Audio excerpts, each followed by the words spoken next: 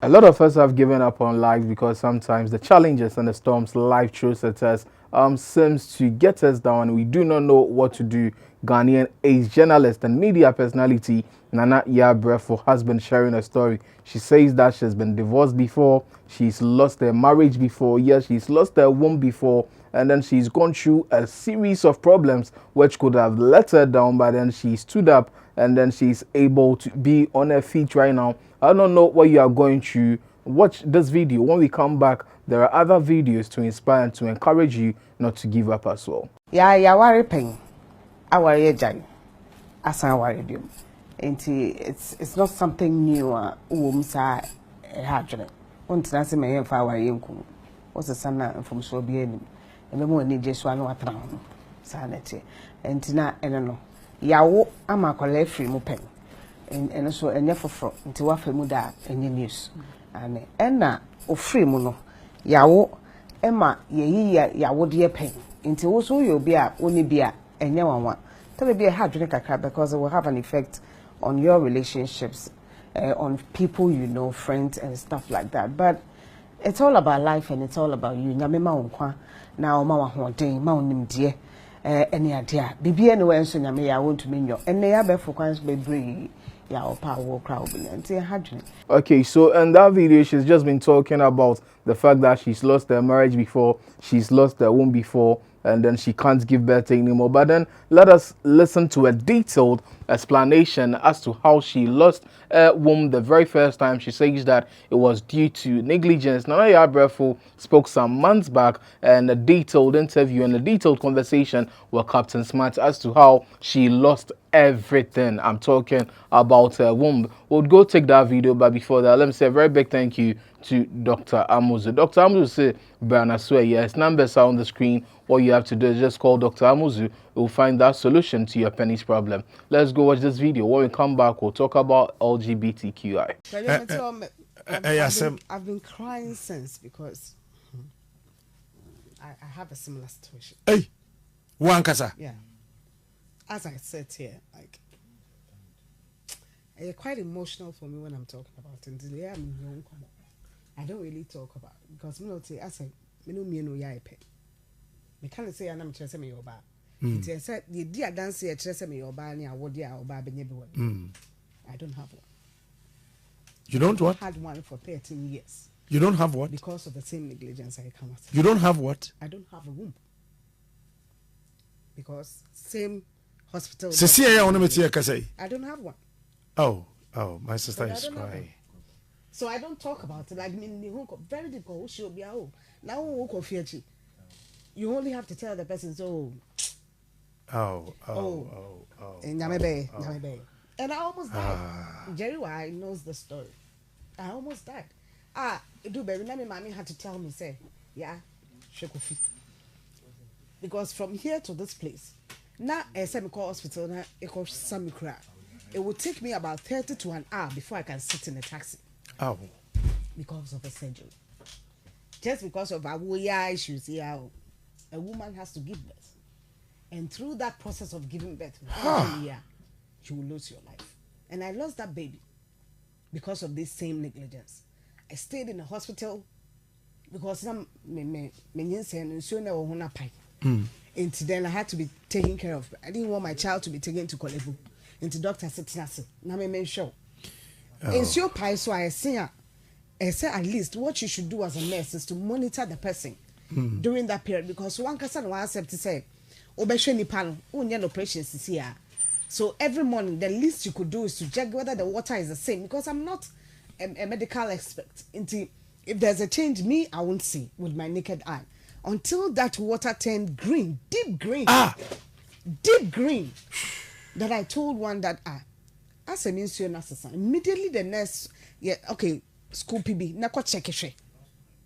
One day they scooped it. Nurse ni scoopy and he couldn't even go and check in the hospital. Immediately she scooped, she called the doctor. There should be a surgery right now. And a surgery that they do in the morning, I had mine in the afternoon. And it took about 1.5 or 2 hours. Almost died on the theater table. Just because of such negligence. And my womb had to be taken that day. Otherwise, I would have died, according to the doctor. And the explanation he gave was, oh, the first doctor who did your surgery, or pam womb na, your operation, no, pam womb na faso. It's nan tokro did them. Hey! You haven't told me the story. Because there's something I don't talk about because they're very. As will be a one as me more do man. I just don't like sharing it because anytime I share it, I'm very emotional about it. And they had to take a woman that he telling me say na in tokro did them. I lived with that because at the time I was giving birth to the second child, not for the 8 years and above. Cry. Me the nyini. At the nanti and that womb was taken. I didn't see that child that I gave birth to because when that child got to Kalibu, after a while, that child also died.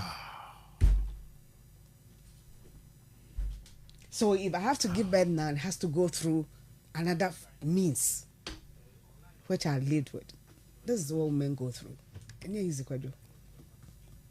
And so sitting there when both of them were talking about it, I was just shedding tears, but like it would be difficult to see the way I was going about it.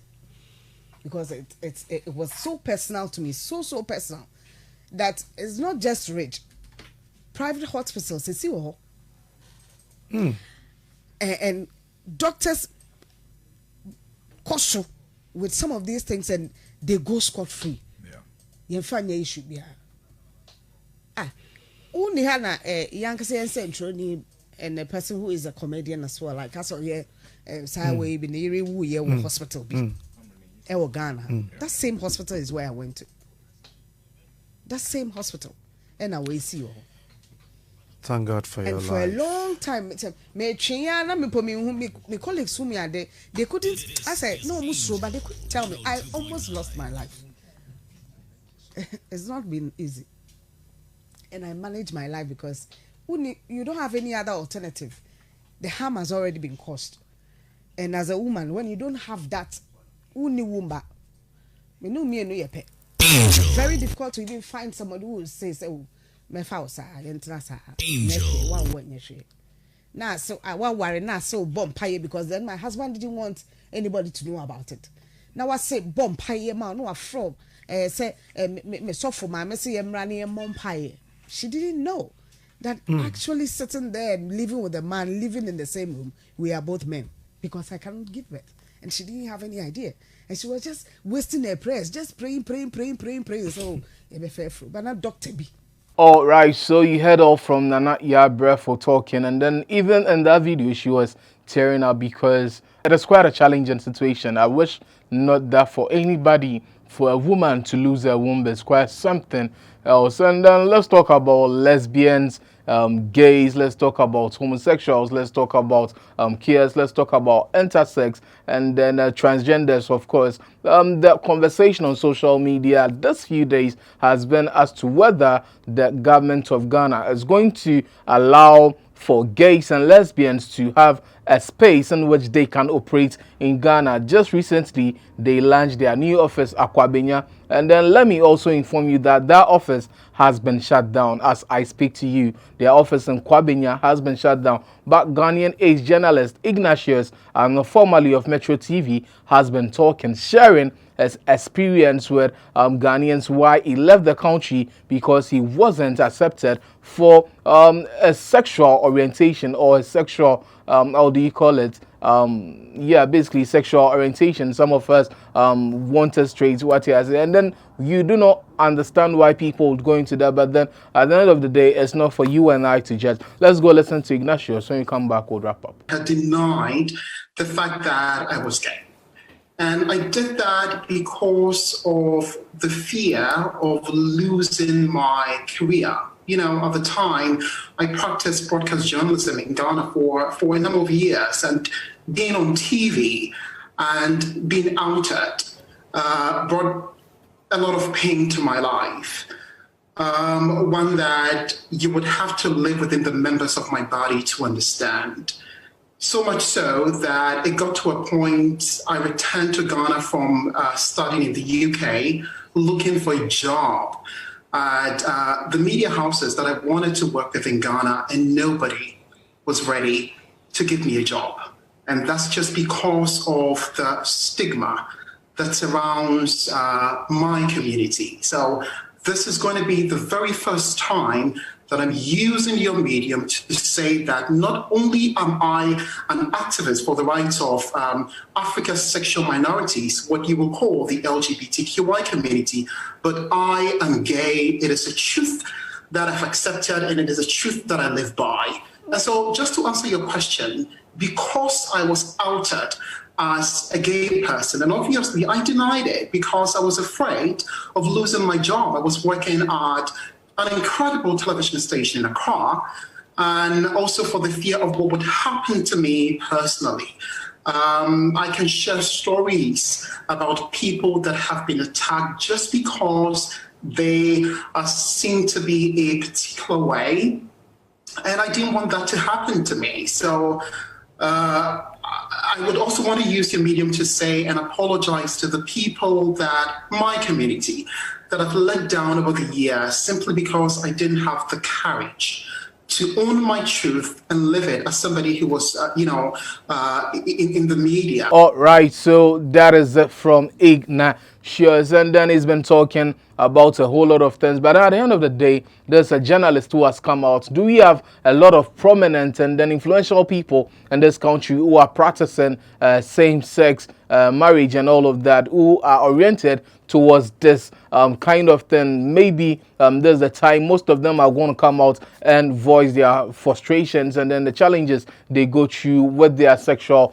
orientation. If you do not agree, share your thoughts with us in the comment section below. You know what to do. Subscribe to this channel, of course, on YouTube, Ghana page. Follow us across social media on Facebook at GHPage News, on Instagram at GHPage News, on Twitter at GHPage_com. You can always visit our website www.ghpage.com. My name is Jepsam. I'm forever your MC General. Away, guys.